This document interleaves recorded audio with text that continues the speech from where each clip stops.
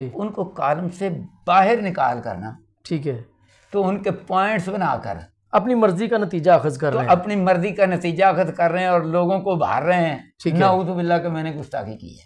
ٹھیک ہے، اب صحابہ کی گستاخی مقام تو ان کے ہیں، جو فتح مکہ سے پہلے کے ہیں ان کا مقام اور ہے، جو ٹھیک ہے، بیت رضوان والے ہیں ان کا مقام اور ہے، جی جی، فرق تو ہے، عشرہ مبشرہ بھی ہیں، ٹھیک ہے، اللہ اکبر۔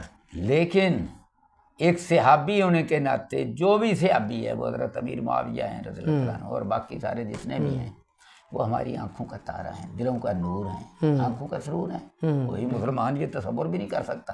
بالکل ایسے۔ اچھا اب بات یہ میں اس کی وضاحت کرتا ہوں، ٹھیک ہے، وہ جو کوئی 4 پوائنٹ نکالتا ہے، کوئی 5 نکالتا ہے، کوئی 7 نکالتا ہے، جتنے مرضی نکالتے چاہے اس کے 20 بنا لیں، یہ تو قلم کاری ہے نا۔ لیکن بات یہ ہے، اس کا جو خلاصہ ہے وہ یہ ہے کہ اللہ کے نبی حضرت محمد کریم صلی اللہ علیہ وسلم آپ کی مخالفت مکہ کے اندر اور پھر جنگوں کے دوران جس نے کی وہ بنو امیہ کا خاندان ہے، ٹھیک ہے، ہندا نے جو بعد میں فتح مکہ کے موقع پر مسلمان ہوئی، جی، حضرت حمزہ رضی اللہ تعالیٰ عنہ کا کلیجہ چبایا، ٹھیک ہے، ہار بنا کر اپنے گلے میں ڈالا، ٹھیک ہے، اور میں نے دارالسلام نے ایک سیرت انسائکلوپیڈیا شائع کیا، اس کے اندر میں نے پڑھا ہے کہ جو ابو سفیان تھے اس وقت، ٹھیک ہے، فتح مکہ کی بات کر رہا ہوں، بیفور ایکسیپٹنگ اسلام قبول کرنے سے پہلے، اسلام قبول کرنے کے بعد حضرت ابو سفیان ہے رضی اللہ عنہ، رضی اللہ عنہ، میں پہلے کی بات کر رہا ہوں، جی جی، بہتر۔ اچھا پھر جب آپ پڑھیں سارا تو انہوں نے حضرت حمزہ رضی اللہ تعالیٰ عنہ کی لاش کو، وہ جو ایک نیزہ ہوتا ہے نا یا تلوار ہوتی، اس سے ایسے ایسے کر رہے تھے، ٹھیک ہے، تو پھر جب ان کو دیکھ لیا گیا تو پھر ان کو خیال آیا کہ اچھا میں اتنا بڑا سردار ہوں اور کام کیسا کر رہا ہوں، ٹھیک ہے۔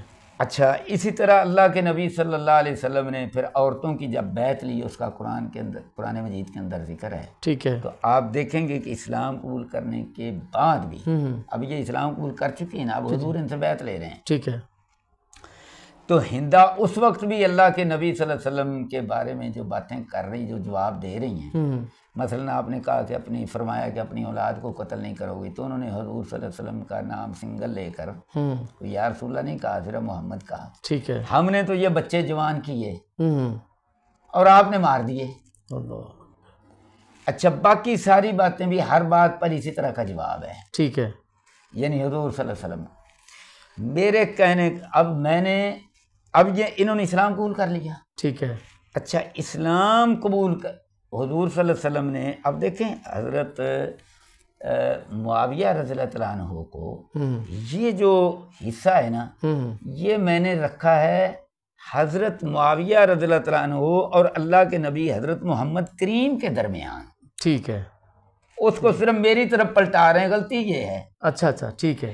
اب میں نے کیا لکھا کہ بھئی یہ جو میں نے آپ کو باتیں بتلائی ہیں یہ میں نے کالم میں نہیں لکھی، ٹھیک ہے، کیونکہ میں نے جو کالم پڑھا ہے نا آپ کا 2 مرتبہ پڑھا، آتے ہوئے راستے میں بھی پڑھا ہے، شروع سے لے کے درمیان تک جو ہے نا آپ صلی اللہ علیہ وسلم حضرت میر معاویہ رضی اللہ تعالیٰ عنہ کی حیات مبارکہ، ان کی خدمات، دونوں کو ساتھ ساتھ لے کے آپ چل رہے ہیں، ساتھ ساتھ لے کر چل رہے ہیں۔ ایک جو پورشن ہے جس پہ ایلیگیشن اعتراض لگایا ہے سبطان شاہ نقوی صاحب نے، کہ اس میں آپ نے یہ بات کہی کہ انہوں نے اب کب کہا ہے کہ معاہدہ، آپ نے کہا کہ اگر معاہدہ نہ توڑتے، وہ کون سا معاہدہ ایسا تھا کہ میر معاویہ اپنی وفات کے بعد جو ہے کس کو ولی عہد مقرر کرنا ہے، ایسی کوئی آپ نے پوائنٹ کی بات کی ہے؟ یہ پوائنٹ کی باتیں ہیں، لیکن اب میں ان دلائل کی طرف چلا جاؤں جی گا بہتر، تو بات لمبی ہو جائے گی۔ جی بہتر، جی جی پلیز، میں دراصل نہ کم ٹو دا پوائنٹ۔ جی بہتر۔ اچھا اب یہ جو میں نے فتح مکہ کے موقع پر اب یہ باتیں آپ کو کی ہیں، جی جی، یہ میں نے اپنے کالم میں نہیں لکھی، نہیں لکھی، بالکل نہیں لکھی، سیرت کے اندر، تمام سیرت کی کتابوں کے اندر موجود ہیں اور احادیث کے اندر موجود ہیں، اور آپ نے بھی سن رکھی، علماء کرام بتاتے ہیں، بالکل ایسے ہی بچے نے بتلائیں۔ جی جی۔ اب لوگ مجھے اور حضرت امیر معاویہ کو آمنے سامنے کر لیتے ہیں، میری کیا حیثیت ہے، میں تو تمام صحابہ کے پاؤں کی خاک بھی ہاں، یعنی کہ لوگ ڈی ویلیو کرنے کی کوشش کریں گے، جیسے کہ میرے حمزہ جو ہے نا میرے معاویہ کو مانتے ہی نہیں، معاذ اللہ مانتے نہیں، تو یعنی میں سیدھا ان کے ساتھ یہ باتیں کر رہا ہوں. اور اللہ کے بندو یہ بات ہی نہیں ہے، ٹھیک ہے، بات ہی اور ہے. ٹھیک ہے. بات یہ ہے کہ میں اللہ کے نبی صلی اللہ علیہ وسلم نے یہ بھی تو فرمایا ہے نا کہ میرے اہل بیت کا خیال رکھنا. جی بالکل ایسے ہی ہے، ایسے ہی اہل بیت کا خیال. قرآن مجید کے اندر قرابت کی بات کی اللہ نے، اور حضور صلی اللہ علیہ وسلم نے اپنے اہل بیت کی بات کی کہ ان کا خیال رکھنا.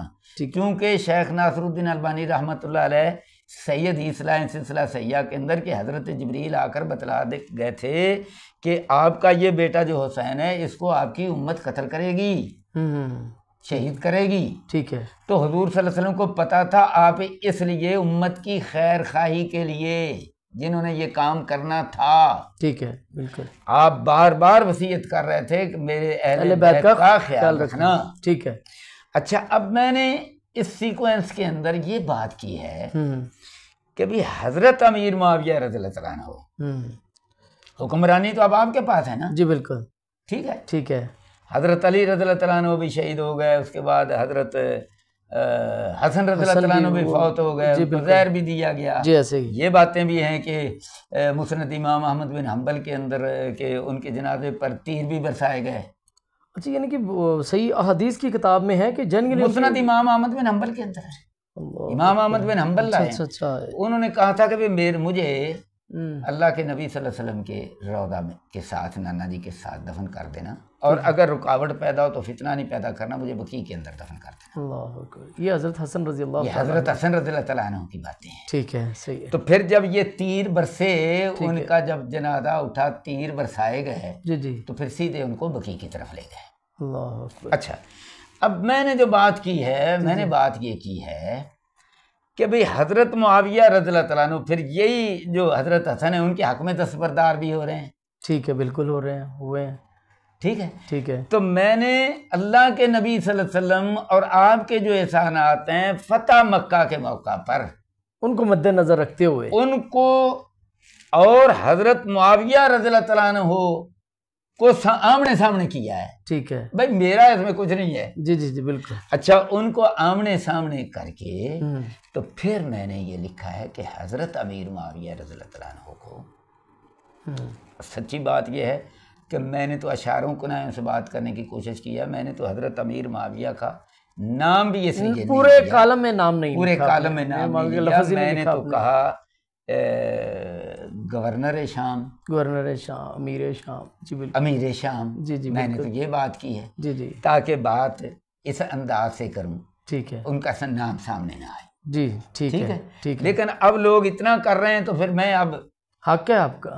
میں اب بات کلیئر کر رہا ہوں. جی بالکل. میں نے تو اس قدر ان کا ادب اور ان کا احترام، اس کا خیال رکھا ہے. ٹھیک ہے.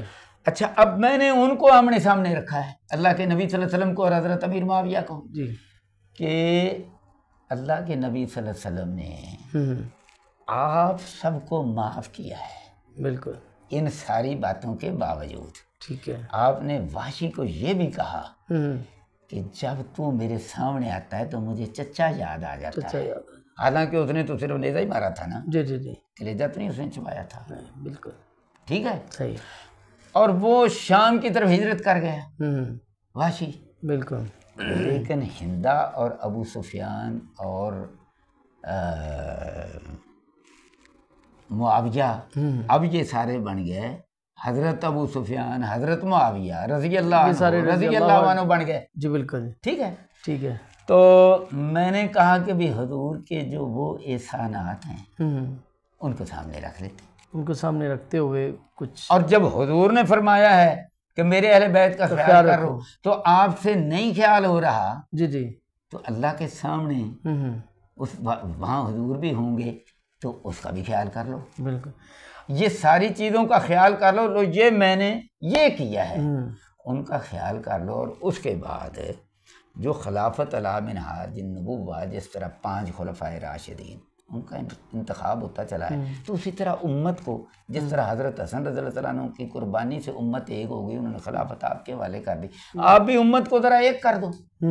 بالکل بات پیغام تو تھا یہ پیغام, اور یہی ہے پیغام, اتحاد اور اتفاق کے امن اتحاد اتفاق وہ کر لیتے. اچھا اب یہ ایک تعریف ہے, ٹھیک ہے, حدیث میں بھی واقع وہ ہو گیا. میں نے کہا کہ بھئی سال سال سے شیعہ سنی لڑتے چلے آ رہے ہیں, اب یار ان چیزوں سے نکلو, آپس میں ایک ہو جاؤ. ٹھیک ہے, اینڈ پر میسج تو یہ ہے, یہ ساری چیزیں چھوڑ دو, اب آپ لوگ ایک ہو جاؤ, اب آپ لوگ ایک ہو جاؤ. جی اچھا اب وہ میرا جو یہ میسج ہے اس سارے کو نظر انداز کر کے مجھے اور مجھ مسکین کو آکر کو جو صحابہ کی جو سب سے جو اونچے صحابہ ہیں, جی ان سے جو کمتر صحابہ درجے تو ہیں نا. جی بالکل ایسے. اچھا تو جو صحابہ کے اندر جو سب سے کم درجہ ہیں, بھائی میں تو ان کے پاؤں کی خاک بھی نہیں ہوں, کوئی شک نہیں ہے, تو میں سامنے کیسے ہو سکتا ہوں؟ بھائی یہ تو اللہ کے رسول اور حضرت معاویہ بنو امیہ کا خاندان, میں نے ان کو آمنے سامنے کر کے یہ بات کی ہے کہ بھئی اب اتحاد کی طرف چلو, شیعہ سنی ایک ہو کر چلو. تو پھر موجودہ دور کا تقاضا بھی ہے, انڈیا ہمارے سر پر ہے, ادھر اسرائیل ہے, جی بالکل ایسے ہی, ہاں جی ایران ہے, سعودی عرب ہے, پاکستان ہے, لڑ کر کیا حاصل کر لیا. وہ یار فرقہ پرست مولویوں نے وہ مجھے ہی اس کے اندر دھر لیا. میں نے تو سنا ہے کہ آپ کو ایران سے کچھ پیسے ملے ہیں, آپ کو ایران آپ گئے, ایران سے آپ نے پیسے لیے. اچھا اب میرے نام پر, اچھا ایک بات تو یہ ہے کہ مجھے وہ بڑا جناب میرے نام کے ساتھ وہ جانور جن کا نام نہیں لیا جاتا, مجھے وہ بھی میرے نام کے ساتھ موسوم کر رہے ہیں. اندازہ دیکھو, اندازہ کرو. اچھا خیر چلو, پھر جو مولانا نقوی صاحب ہیں, جی سبطین شاہ نقوی صاحب, حضرت مولانا سبطین شاہ نقوی صاحب, جی تو انہوں نے کہا کہ یہ ایران میں گئے تھے اور ایران کے اندر جا کر تو وہاں وہ جناب پیسے لائے ہیں. ویسے گئے ہیں آپ ایران؟ یہ تو میں 30-35 سال پہلے گیا تھا. اچھا 35 سال پہلے. اور وہ جو میں نے سفر نامہ لکھا تھا وہ پیسے ابھی میں نے سنبھال کر رکھے ہوئے ہیں بابا. اور اس وقت میں نے ایک سفر نامہ لکھا تھا, وہ کچھ کہیں تھوڑا بہت ان کے حق میں ہے, کہیں خلاف ہے, جس طرح ایک بندہ جرنل. آپ کے کالم سے نا ایک چیز میں نے نوٹ کی ہے, اگر میں چاہوں نا, ہم لوگ جو